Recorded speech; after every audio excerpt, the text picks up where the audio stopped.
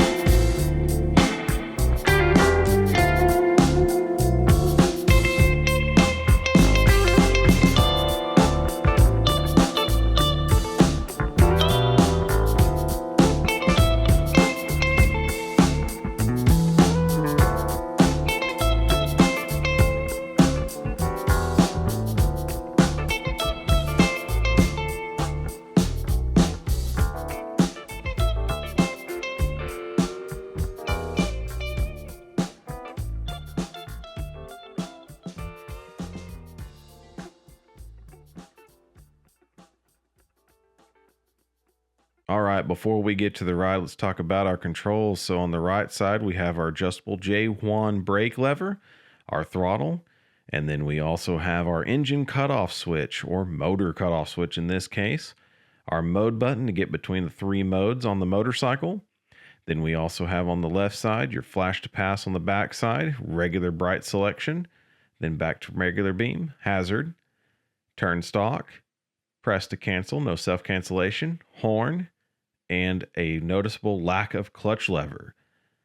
Then when you come to the front here, you have the Cypher 2 TFT screen. It'll pop up with a little load over here, and there's two buttons on it. There's select. Notice that it has range right now, and you hit adjust, and it will take you to your current motor temperatures and your RPM, average, and your trip, and everything on the left side. The trip 1 is always going to be after a charge. Then you have your instant watt hours, your trip 2, which is when you reset, your average watt hours per mile, then your life watt hours per mile, and then engine temperature or motor temperature, and then instant watt hours per mile. The lower, the better. Now notice that we've got that shut off, and we'll switch between the modes here. So on that right side, we'll click that mode button. You'll notice it has custom, which is blue, and then it will switch over to sport mode, which is orange. So custom is something that you can totally change with your phone. Sport mode is set at 85 miles an hour, and back to eco mode. The 2022 Zero FXE is powered by a Z475-5 passive air-cooled high-efficiency radial flux internal permanent magnet brushless motor with a high-efficiency 550-amp three-phase brushless controller with regenerative deceleration. It has 78 foot-pounds of torque, 46 horsepower, and 85 mile an hour top speed with a sustained of 75. It has the Z-Force lithium-ion intelligent integrated 7.2 kilowatt-hour battery with a normal capacity of 6.3 kilowatts. The onboard charger is 650 watts. It is a clutchless direct drive through belt to the rear wheel. It is a Showa 41mm inverted cartridge fork with adjustable spring preload, compression, and rebound damping. With a Showa 40mm piston piggyback reservoir shark with adjustable spring preload, compression, and rebound damping in the rear, with 7 inches of travel in the front and 8.94 inches in the rear. It is a Bosch Generation 9 ABS J1 asymmetric dual piston floating caliper 320mm disc up front with a Bosch 9 ABS J1 single piston floating caliper in the rear. It has a seat height of 32.9 inches and a curb weight of 298 pounds. So the question to how it rides is kind of a long and breezy one, that's for sure. Because electric is like nothing we've ever done before. Electric is instantaneous torque, instantaneous acceleration. Everything that it does is just instant. You just start to pull on it. There is a little bit of leeway before it really starts to do anything, and then it goes. And the reason they put that leeway into it is in the way that it does not try to wheelie on you, stand up, and throw you to the ground. It's designed to sit there and pretty much, you know, give you that little bit of leeway and then go. Because the one thing about it is the zero definitely kicks in at mid-ranges. Now when it comes to turns, this thing is very, very good in turning. The chassis is so nimble, it's so lightweight. It only weighs 298 pounds, and I tell you, you would never know that this motorcycle is battery powered. Like there's no top heaviness to it or anything like that, despite the battery being essentially right between my legs right now, basically between the kneecaps. Now riding it, the posture, you're pretty much in a supermoto style. So you're pretty much, well, slightly leaned forward, your shoulders from your hips. And your hips go out to your knees, and then slight bend back to your legs. And you can stand up on it quite nicely, so it does have that going for it. If you're going to go off-road and everything like that, it does allow a very good platform. Of course, I'm wearing way too many wires to play that game right now. But essentially, it can allow you to stand up, go through some stuff. Of course, this is the FX platform, so it's the same thing as previous efforts that were considered off-road style motorcycles. So the FX is more that kind of blend. Of course, the DSR is the true dual sport range that they have, whereas the FX is more the almost small commuter dirt bike-ish kind of thing. So you'll see that I am in eco mode. To be real, that's where this motorcycle kind of belongs, is eco mode, because in the city, there's no reason to be really out there plastering it in any other mode. Now, the custom mode is something you can set up on your phone. If you have it Bluetooth with it, you can adjust the way custom mode reacts. So how fast the regen kicks in, when the regen kicks in, roll off, do you want 100%, 60%, 20%, 0%, do you want any regen whatsoever? You know, you can also crank that up a little bit. Of course, it says that hilariously, top speed is 110 if you crank it up on this app. I hate to say that FXE stays at 85 miles an hour, which is the same top speed as it is in sport mode. So anyway, what we're going to be doing is we're going to show you something. You see 74%, 36 mile range. Now, the claimed range in the city is 100 miles as long as you're going around 35 miles an hour stop and go. So that is the claim range for the city. Whenever you charge it 100% at night, it usually turns on and says 50 miles range, but it will usually either sit there, it might gain some, it might lose some, it might do something else, but you'll see I'm already down to 73% in just that talk. And here we go. This motorcycle's top speed in sport mode is 85 miles an hour. It's all torque and it gets there very, very quickly. And you'll see that right there, orange means sport. And it will get up to that 85 mile an hour, but it kind of slows down when it gets up there.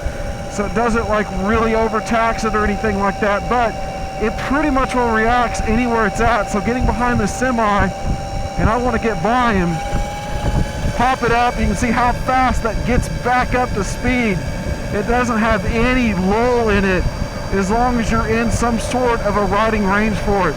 But notice that acceleration has hurt range and has hurt battery already. We're at 65 degrees Fahrenheit right now. 65 degrees is a pretty good operating temperature for this motorcycle's battery, and we are already losing that charge very, very quickly on the interstate. But notice as we do this, it'll allow it to go up to 85 if you need it, so you still have a little bit of room if you want to, and it feels like you're always in gear, so if you need to accelerate out, you can get by that vehicle or whatever you need to do. So it has plenty of power and ability to be up here on the interstate, just not very long. The main goal of this thing was not to be a tourer, not to be a long-range motorcycle, not to be something to be used for big travels or anything like that. The real reason for this motorcycle was to commute and be an urban commuter. And that's where you have to start really thinking about it. And that's where you have to kind of remember that is where this is supposed to be. So doing this is just not what it was designed to do. Can it do it for a short period of time? Absolutely. It can if you have a little bit of a journey. Like where I go to work at, it's about 24, 25 miles one direction to get there. And I could put it on the interstate and get it down there, and then I need to charge. And then when I charge, I have a full tank ready to go when I'm out of work, and I'm able to go right back up the interstate and plug it in at home once again, and it's able to ride and continue riding. Now, the modes when you're at speed are on the fly. However, there is some stipulation as to speed. For instance, eco mode only limits this motorcycle to 70 miles an hour. So the top speed at this point of the interstate is 75, at least in terms of what you're supposed to be doing. So in that respect, I don't want to change it yet because the top speed right now is 75. But whenever I do want to change it, if I click on mode here, I can actually pre-change it, and you'll notice the eco is now blinking. It's on standby to go into eco mode. So you'll notice you still have all the power of sport mode in eco mode while it's blinking because it's not ready to change yet. You have to drop to a speed around 45 miles an hour for this to actually change mode. You can change it to custom and it will do the same thing. It will wait until you get down to a sufficient speed. And I like that because this thing, when you take off, you have to be careful and cognizant because as soon as you hit the midpoint in the power band, this thing rockets. And if you're not ready for it, it'll slide you into a low slide almost immediately when you're not thinking about it. And for the uninitiated, you know, it becomes a oh my gosh kind of moment. And that's why I don't mind it waiting a moment to switch, especially like in the middle of things. You want it to have that ability to not suddenly change its power band while you're in the midst of a turn or anything like that. So good job on that, doing that.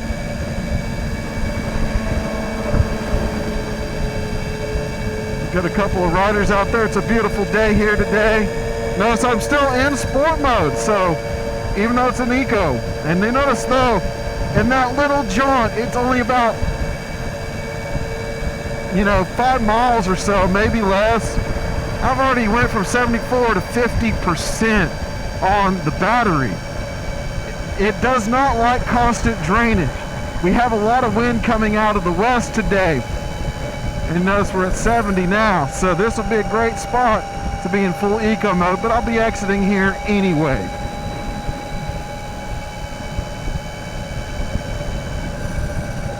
And that way we can go ahead and go down to eco mode and do what this thing really likes to do. And that's to actually just chill. And you notice it's still blinking, and you notice when I hit around 55, 60 to 55, and it depends on your throttle input too. If you have completely zero throttle, you'll switch to eco a little quicker. But if not, it usually switches in about 45.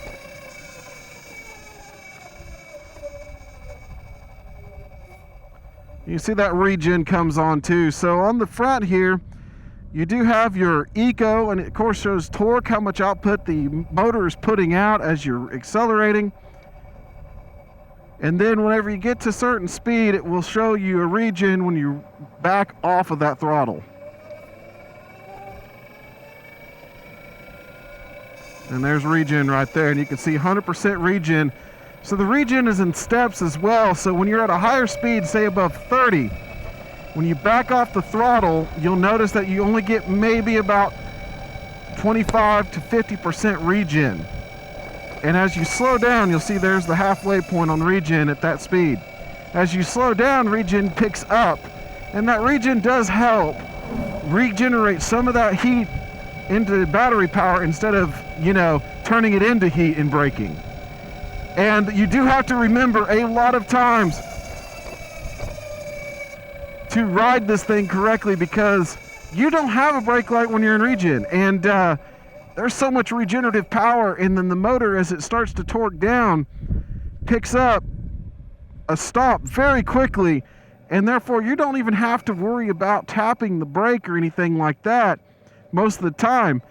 So therefore you're not telling anybody you're stopping, and that's kind of a bummer. But notice how this thing, even in eco mode, just whooshes right up to speed. 0 to 60 is around 5 seconds.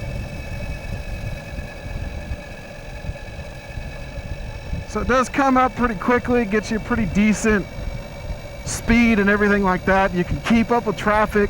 48 horsepower is far plenty for this thing, because it also has the 78 foot-pounds of torque. And when you're in sport mode, you can definitely feel that torque.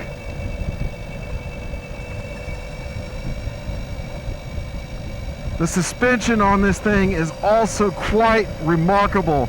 It is fully adjustable all the way around, back, front, and everything. So you have rebound, compression, you have preload, everything is doable on this thing, and you can dial this thing in to be quite the sweet little honey when it's on the road. And it sits there and goes over these roads that are nice and broken just wonderfully. Nice and smooth and not very choppy whatsoever through the turns as well. Like, look how fast this thing dives in and out. This thing with those tires, the Pirelli Scorpions that it has on it, these Rosso 2s are absolutely grippy. And I mean, this thing rips through turns and does a fantastic job of just going places. While we're going to come to a stop here, I'm going to go ahead and kind of walk over to sport mode again. And that way we can waste some battery here. And I'm going to go ahead and just plow it. And notice it's full torque, but it takes a second, and then it just whooshes up to speed. And we're going to back it off right there, because we've already hit the speed limit. I mean, this thing, there we go, back into eco. This thing just rips and goes.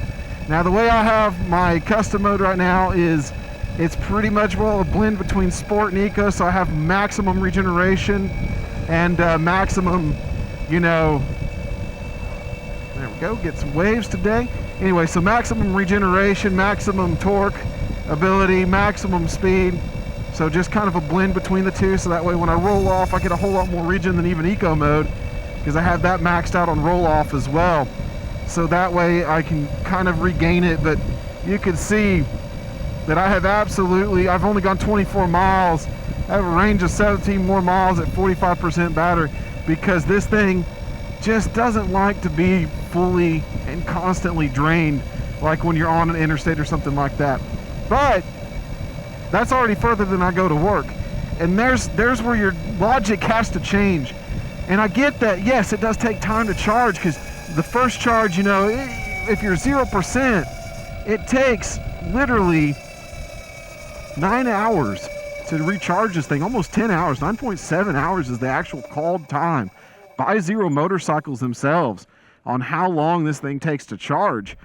And that's a long time. That's a very long time. But as you can see, I've already gone to work and I'm at 45% power. So I'm only charging from 45% power, and therefore it takes around 4.5, 5 hours to charge. So that's a work shift and a little bit more. And to be honest, I'll unplug it for a moment and run out and do some stuff for lunch and stuff, come back, plug it back in, and still be at 100% by the end of the workday. And the battery is designed for being plugged and unplugged multiple times. There's no memory or anything like that, so you don't have to worry about that old burn-in effect that you once had with batteries, where it kind of had that memory, I guess, effect, not burn-in effect, but a memory effect. So they've worked that out of the motorcycle, they've worked that out of the engineering, and now you can plug it in, make sure it's all good. But there's also some stipulations as well. So when it comes to the mileage, it's really a cerebral event. A lot of motorcycles, you get on them, you know where you are in fuel, you ride, you do this, you do that, and you really don't care as much, because you know that as you ride, you can see up ahead, there's also 2 of them back there, a mile away, 2 miles away. There's a gas station nearly on every corner. So everywhere you go, there's a gas station. So if you're at 100 miles and you start out and your tank is a 150 mile tank, you simply just have to hit the spigot and go and be done in 5 minutes. So you really don't worry or care or think about range as much as you have to on one of these. And they call that range anxiety. But the thing is the more you get used to what you're doing and the more you realize how this works, if you're gonna fill your motorcycle with gasoline, you're gonna fill it to where you're going, right? So you're gonna fill it up just enough to get to where you're going and back. That's the same with electric, except the timing is different. And of course, there's ways to get this to charge faster too.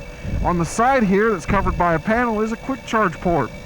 And you can buy multiple quick chargers and chain them together and charge this thing in about 1.5 hours from 0 to full. That's the fastest way to charge it, but it's an expensive thing because each of those chargers is $600 and each adapter is around $100.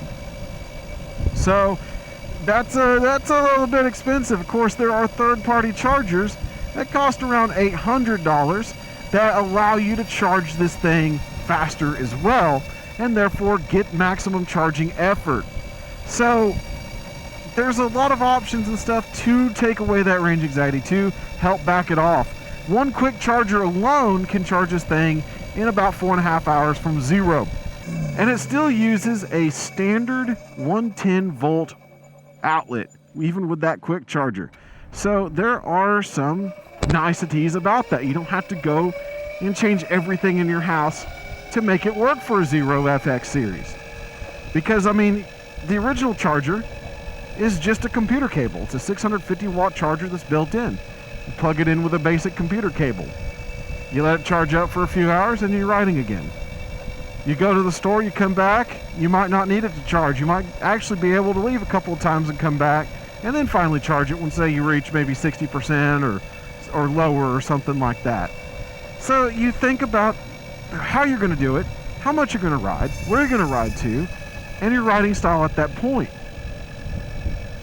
And then you think about all the other things. Am I going to be doing highway? Am I going to be doing stop and go? Am I going to be doing just kind of long-winded nothingness like we do have out here in Logan County, where we have long distances between everything, and you know, the average speed's 45, there's some 55 and some other things. That affects range too. Hills, range. Wind, range. Cold, range.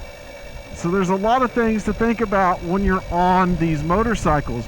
But I have rode this thing in the 30s, and I have gotten around the same amount of range that I would even in the, 60s, 70s. And to be real, I might have about 4% difference in battery between that point and the actual, stopping point from the last time when it was a different temperature. So there's some things that you start to notice, because you do get like a 2 to 4% drop in battery performance with different temperatures. So it's all about just your thought process and what you're using the motorcycle for and everything that you're doing it for. And becoming a commuter You know, that's the big thing, is just getting that into your mind, that I'm going to use this to get between point A and B. And if there happens to be some C and D points between us, I can stop and grab some groceries, do some things, and use this machine every day and not waste a drop of gasoline.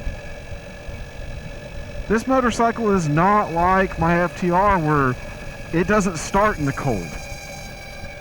It will move, it'll go. It'll just have a little bit less power, and I don't have to sit there and wait on it to, you know, get all warmed up and be happy about life. This one is not susceptible to any of that. The only time it's susceptible in cold is during charge cycles and some other things, so it doesn't like charging with the battery temperature at 32 or less. So if you're going to store it, you want to make sure, if you got a cold time coming ahead, that the motorcycle is over 60% in terms of where it's at, so that way when you store it, it can discharge slowly, and you come back to a motorcycle that still has a battery pack that can be charged, and it doesn't do any permanent damage to it. It can also be stored down to -4 degrees. So with it being stored at that temperature, it still won't cause any inherent damage, and that's -4 degrees Fahrenheit. So it won't cause any negative damage to the battery or the motor assembly or anything like that. So there is some concessions on also how cold it can be stored, but it doesn't really happen in Oklahoma very often that we see actual air temperatures at -4. We usually will see something like that with a wind chill added. But let's face it, if you're moving on this motorcycle at that point, then the motor's making heat, and you know the battery's getting some warmth from that, and you're not going to be cooling the battery down that -4 degrees. But I really wouldn't recommend riding it in that cold of condition, because then your actual output from your battery is going to be inherently way lower than whenever you have a good day like today. Now you'll notice as I'm coming up, I'm now only at 36%, so I really haven't lost as much battery percentage riding just around normal, because that's where this thing is happy at. 35 to 45 miles an hour, stop and go. Have these long hills that you can regen on. You know, so I'm looking at my mirrors because I'm just regenning, not touching the brakes or anything like that. And if you're not in a hurry, you can just coast to a nice stop, regen, and just keep that mileage and range at 15 miles for a little bit longer. So you start to play games, and it kind of makes it more fun to ride, because it gives your mind something to do while you're going about with your business.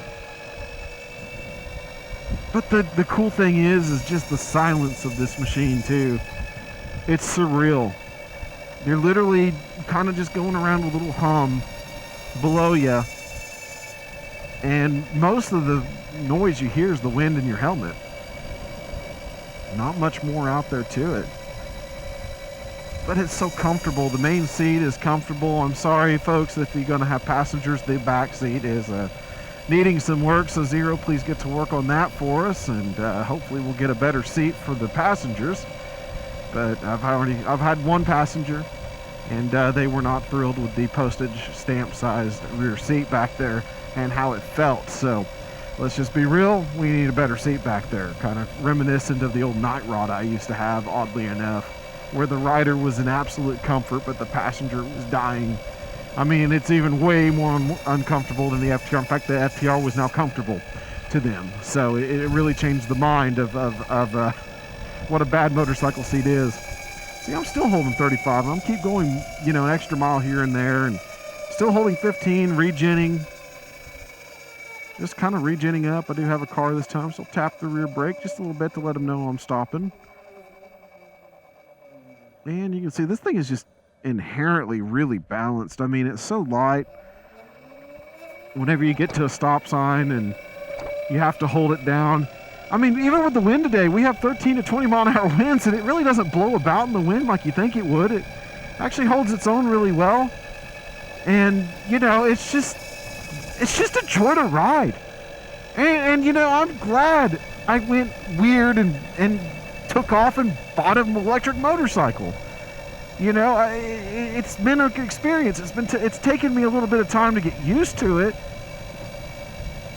But as I've gotten used to it and understand the facets of life with it, you know, it just makes it a little bit easier to get along with what's coming in the future, because eventually we're not going to see internal combustion engine motorcycles anymore. We're not going to see, you know, people supporting that anymore. We might not even see fuel stations on every corner anymore. I mean, the thing is there is a place in time for electric to come. The only thing that I would like to see is a little bit better battery capacities, because the 7.2 kilowatt hour battery on this really isn't, you know, enough to drive it into the future. A lot of people are still going to be worried with a 100-mile range maximum that they're not going to be able to do something, when I'm telling you, you can go further than you can imagine, you know, even with that so-called, you know, 100-mile range. If you ride it correctly, you're going to get to where you're going to go, and then, you know, while you're eating, it can sit on an outlet and charge. You can't do that with a motorcycle that's gasoline powered unless you're carrying around a can with you. And I don't see anybody hardly carrying gas cans with them to sit there, and while they're picking up a sandwich and eating with friends and talking, they're sitting there filling their motorcycle up at the same time. That's just something that doesn't happen. That's something you can do on an electric, though. And more places are getting chargers, and there's adapters for this. There's a $150 J1772 charger that you can purchase for this, that allows it to charge at any of those charge stations you see that are popping up everywhere. Well, at least I see them here in Oklahoma. They're sometimes in random parking lots like Target or Ace Hardware in one area. There's just things. If they don't work, guess what? You can plug into a regular 110 outlet, and, you know, if you pull up next to the building, they have 110 outlets, so you might as well just take advantage of that and, you know, charge up and everything, and that way you have a little bit more juice as you go. And if you have a quick charger and you have the tail bag or tail trunk or whatever you want to call it, that actually, or tail case, there we go, that can actually carry that just fine, and you can make yourself some adapters and some other things, and that way you can quick charge this thing even with the one and make it even faster. So there's so many facets to this that if you really start to think about it, you're not losing an experience. You're not losing out on anything. It might take you a little bit longer to get to where you're going, or, you know, just some different things, but to be real, you're not losing out on anything or the experience of motorcycling, because most of us don't really travel far enough to always need a bagger, or always need 5.5 gallons of fuel, or always need something that can be refueled in a hurry and keep going. Not everybody does that. Some folks just go between, you know, their college dorm and somewhere else on campus, or some people might go between that and work, or some people might go between work and home, and that's what this is for. That's what this fits into,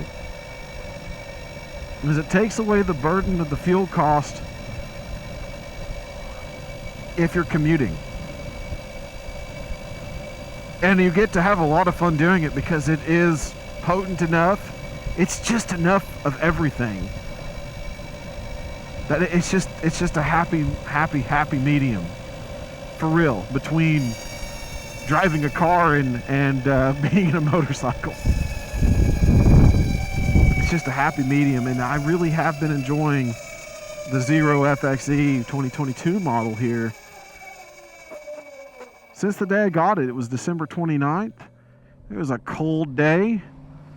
It got to ride on the back of the pickup that day, but as soon as I got it home and unloaded, it went a route and, you know, tore up this area to the gas station just to pick up some stuff, you know, just a couple of snacks and stuff like that. And I just had some fun with it that evening, and then I charged it up one day and decided let's try taking this thing all the way to work. Made it to work, charged it up, left, got home. I was even sitting there, you know, contemplating life and everything like that, like, you know, will this thing even make it? Will this thing do this? Will this thing do that? You know, I started getting all these worries.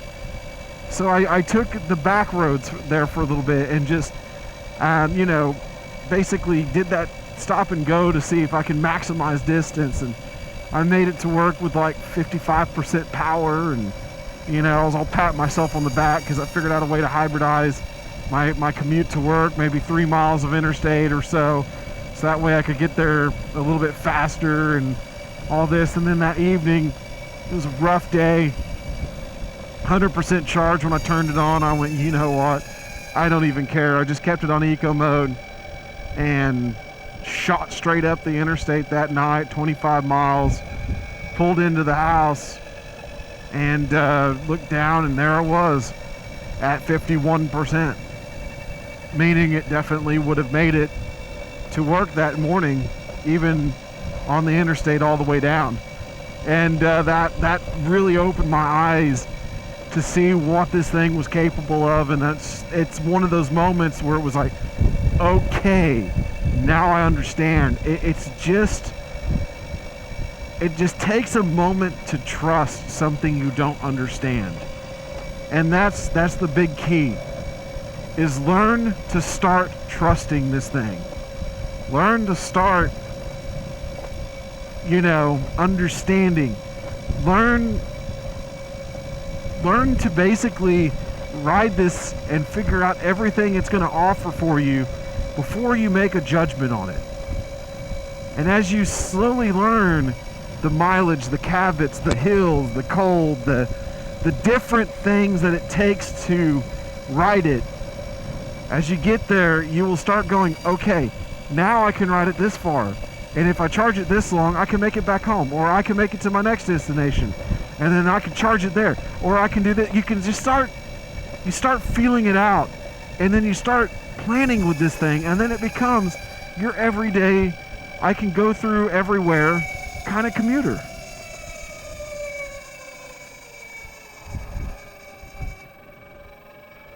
Look at this thing just turn so nicely. Those tires are so grippy. And you notice I've gone way more than 15, or way more than like 2 miles, and it still says I got 13-mile range.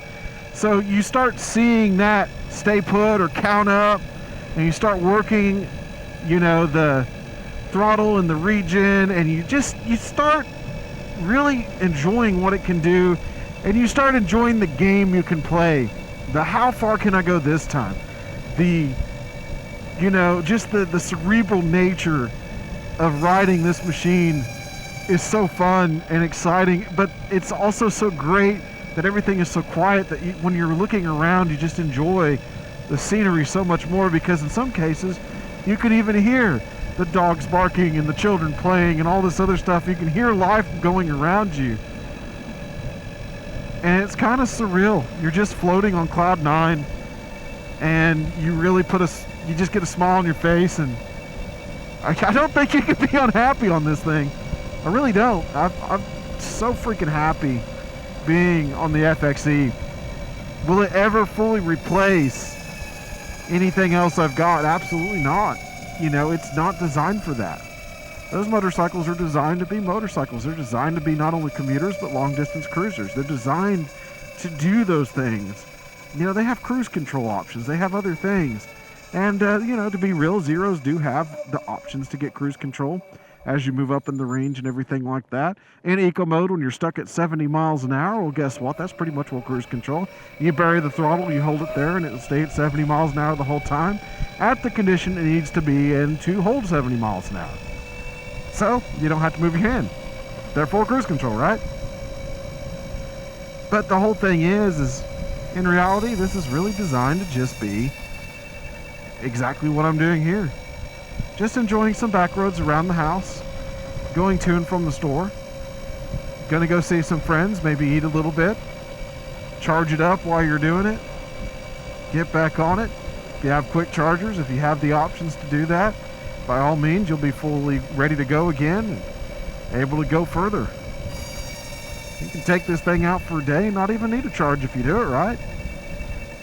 Even if you stay within 100 miles of the house, you can sit there and ride it place to place to place and come back on that next loop and made a day out of a charge. You just have to get rid of the premisconceptions that a lot of people have about riding an electric motorcycle. And when you do that, you really start to enjoy everything that the Zero FXE has to offer. At any rate, this is the Rabid Hedgehog. If you have any more questions about the Zero FXE, please let me know in the comments below. You're going to get to see more and more videos of this motorcycle because this is mine. This is one I purchased. I'm not paid for by Zero or anything like that. I just decided to be an adopter. At any rate, keep that shiny side up, folks, and we'll catch you on the next ride.